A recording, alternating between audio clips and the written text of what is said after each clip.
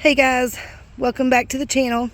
Today I am just giving you a quick look at the tomatoes that I'm growing this year and what they look like right now as of June the 5th.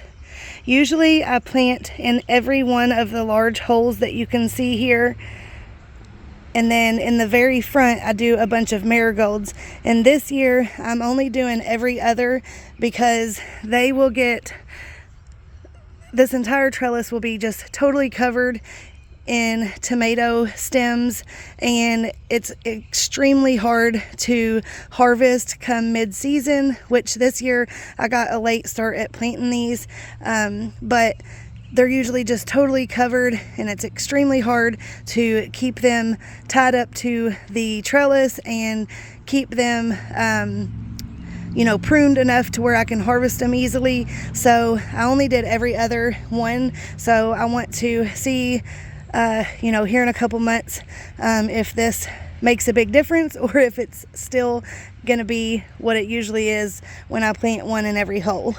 I've got the varieties that I planted this year. I've got a Big Beef Plus. I've got two of those. I've got two Sun Golds. I've got Nanas Noir, two of them, one Dr. Witchy's, and a San Marzano. And then I also had some volunteer cucamelons pop up, and I transplanted those down here. So, sorry, I almost fell.